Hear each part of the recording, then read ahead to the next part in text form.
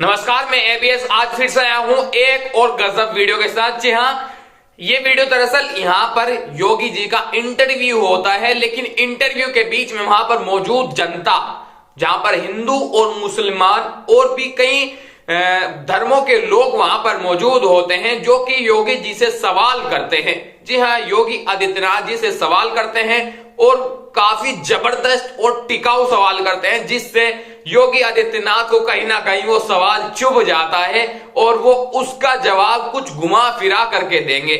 तो वीडियो काफी जबरदस्त है, आखिर तक देखना। तो चलिए बिना किसी देरी के वीडियो को शुरू करते हैं।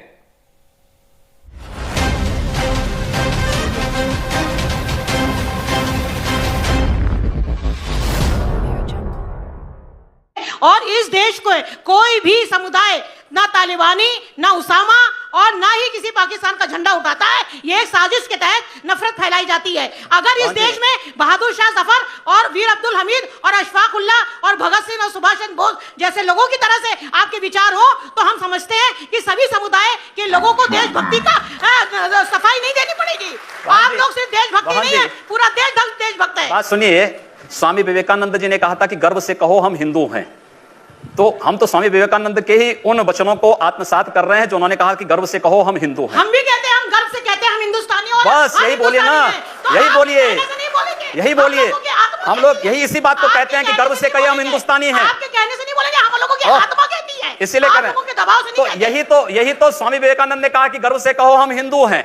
और अगर वही बात मैं कह रहा हूं तो इसमें बुरा मानने की बात कौन सी? योगी जी वो मुसलमान जो हिंदुस्तान में रुके बंटवारे के बाद 1947 के बाद, वो डेमोक्रेटिक सेटअप में रहना चाहते थे, वो नहीं रहना चाहते थे इस्लामी सेटअप में। और उन्हें अपने राष्ट्रवादी होने पर बहुत गर्व है और हमें किसी से सर्टिफिकेट की क्या जरूरत है। हम तो रुके अपने इस डेमोक्रेटिक सेटअप में और हम चाहते हैं कि हिंदुस्तान आगे बढ़े, हमारा भारत आगे बढ़े। तो उसमें बांट के तो आप भारत को पीछे ले जाना चाहते हैं। आप बहन जी बहुत अच्छी बात कह रहे हैं और मुस्लिम है, अपने मौलाना और मौलियों को समझा पाते कि 3 तलाक के मुद्दे पर भी इस प्रकार का फतवा जारी करते बहुत अच्छा होता। मैं क्षमा चाहूंगी, मुस्लिम औरतों के तलाक का मुद्दा आपका मुद्दा नहीं है, ये हम लोगों का मुद्दा है।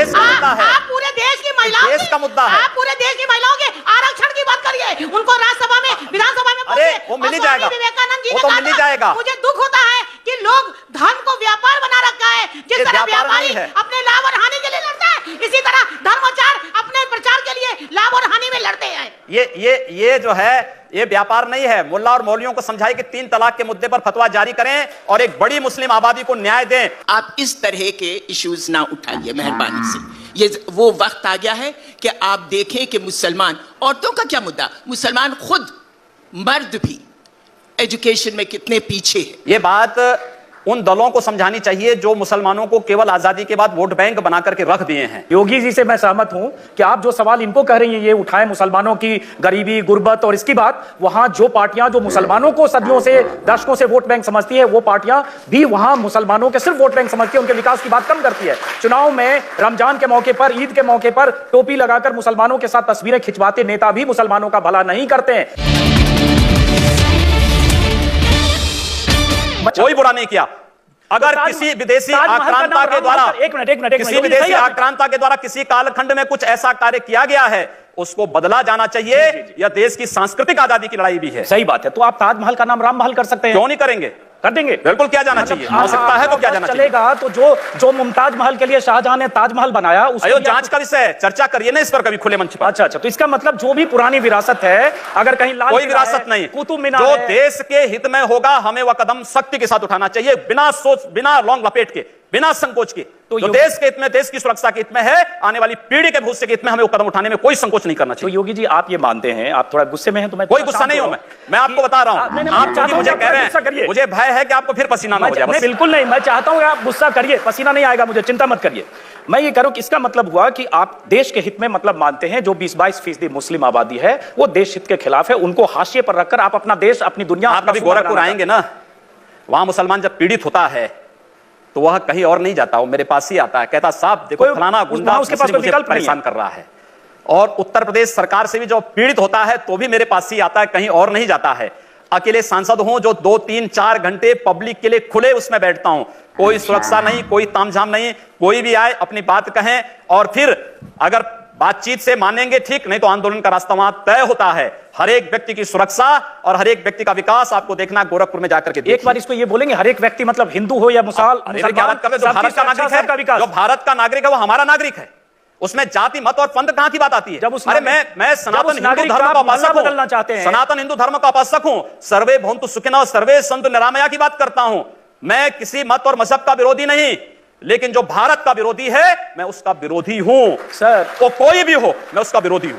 योगी जी, ठीक है, तालियां बजाइए आप लोग। योगी जी, उर्दू बाजार को हिंदी बाजार बताना या बदलवा देना, उर्दू हमारी पहचान हिंदी से है या उर्दू से? मैं आपसे पूछना चाहता हूं। आप फिर मुझसे उर्दू में ही पूछिए। मेरी भाषा हिंदी है, मैं उर्दू नहीं जानता हूं। तो फिर वहां के लोग भी हिंदी जानते हैं, मैं जानना हिंदी के नाम पर क्यों ना नाम रखें? सर सवाल तो मैं पूछ रहा हूं, जवाब आप देंगे। जिस दिन मैं आपकी तरह यहां आ जाऊंगा चुनाव लड़ने तो आप मुझसे पूछ लीजिएगा। आज मेरा दिन है, तो मैं ये पूछ रहा हूं कि योगी आदित्यनाथ जब पश्चिमी उत्तर प्रदेश में जिस ढंग से चुनाव प्रचार में जा रहे हैं, या पूर्वी उत्तर प्रदेश में जिस ढंग से आप चुनाव प्रचार करते हैं, और जाहिर है वहां आपकी फैन फॉलोइंग भी काफी है, क्या आपके दायरे में, आपकी राजनीति में मुसलमानों के लिए कोई जगह नहीं है? क्यों नहीं है?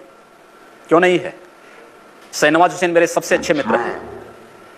अब डॉक्टर एपीजे अब्दुल कलाम को जब माननीय अटल बिहारी वाजपेयी जी ने राष्ट्रपति के लिए खड़ा किया था, सबसे पहला सांसद था जिन्होंने समर्थन किया था। भारत का मुसलमान डॉक्टर एपीजे अब्दुल कलाम बने, शाहनवाज हुसैन जैसा बने, पहला व्यक्ति रहूंगा जो समर्थन करेगा।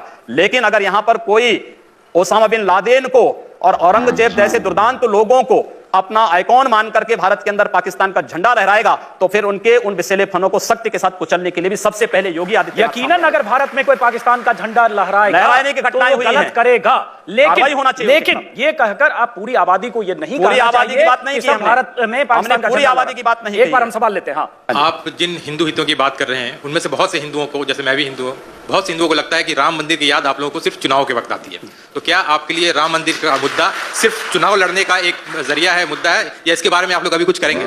हम लोग करेंगे। मैं कल ही रायपुर में राम मंदिर का उद्घाटन करके आया हूं।